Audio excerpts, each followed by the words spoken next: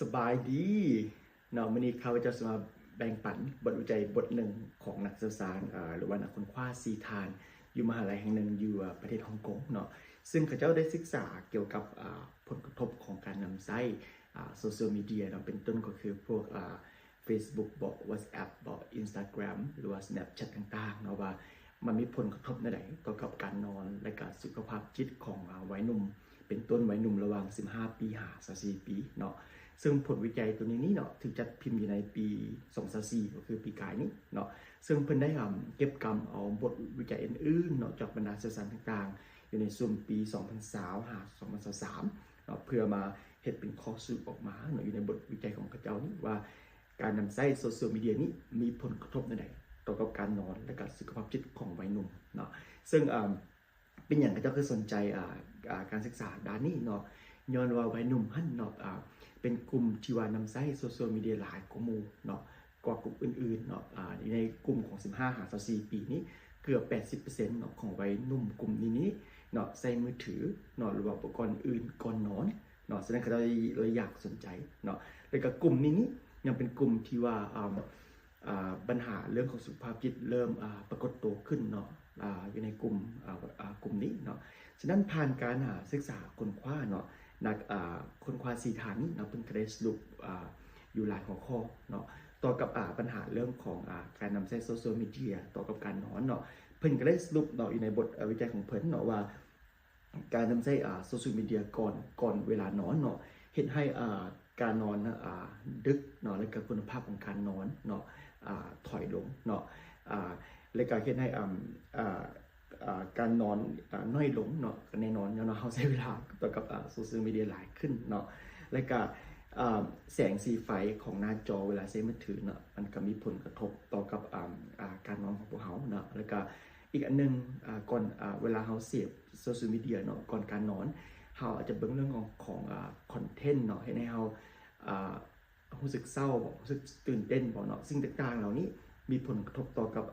การนอนของพวกเขาหมดเลยเนาะผลกระทบของการนำใช้โซเชียลมีเดียต่อกับสุขภาพจิตมันเป็นอะไรเนาะซึ่งผ่านการวิจัยของเพิ่นเนาะเพิ่นได้สรุปว่าเนาะด้านสุขภาพจิตนี้เนาะผลวิจัยได้บ่งบอกว่าการนำใช้โซเชียลมีเดียหลายเกินไปเนาะมันเสื่อมโยงกับความเสี่ยงสูงขึ้นของการมีภาวะเรื่องของการโรคซึมเศร้าบอกความวิตกกังวลบอกความเครียดบอกความเหงาและการเห็นให้เห็นคุณค่าของตัวเองทันต่ำลงเนาะโดยเฉพาะอย่างยิ่งเนาะเมื่อมีลักษณะการนำใช้ที่เขาเอิ้นว่าการนำใช้ในเชิงของเสพติดเขาใช้หลายเกินไปเนาะเห็นให้สุขภาพจิตต่างๆเหล่านี้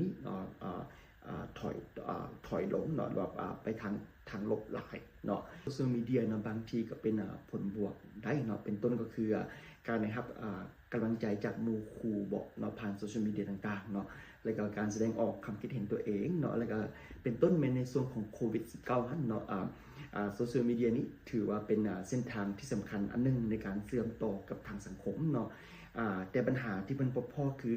ขนาดเส้นหลายเกินไปเนาะนั่นแหละจะเป็นผลลบต่อกับสุขภาพจิตของร่างกายเขาเนาะแต่ว่าผ่านบท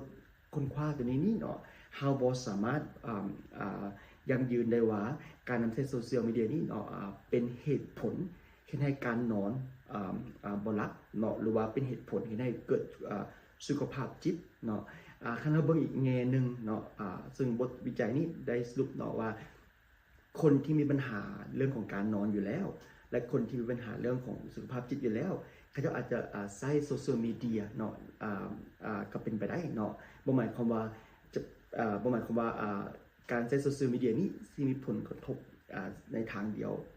กับทางตรงข้ามเราสามารถเบิ่งได้ว่าย้อนว่าคนเหล่านี้เขาจะมีปัญหาเรื่องของการนอนเรื่องของสุขภาพจิตอยู่แล้วเขาจะจึงหันมาใช้โซเชียลมีเดียเนาะอยากให้ท่านเข้าใจว่าความสัมพันธ์ของ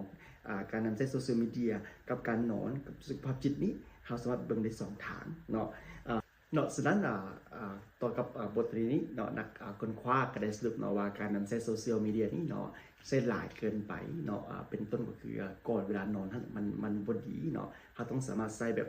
ดุลเดียงเนาะในการที่2แม่น เรื่องของข้อมูลเนาะที่เขาเบิ่งอยู่ในโซเชียลมีเดียนั่นก็สำคัญหลายเนาะว่ามันเป็นข้อมูลที่มีประโยชน์ทางใดเนาะทางบวกหรือทางลบเนาะซึ่งเราต้องสามารถแยกแยะเนาะคำภาษาคำภาษาเนาะมันจะเฮ็ดให้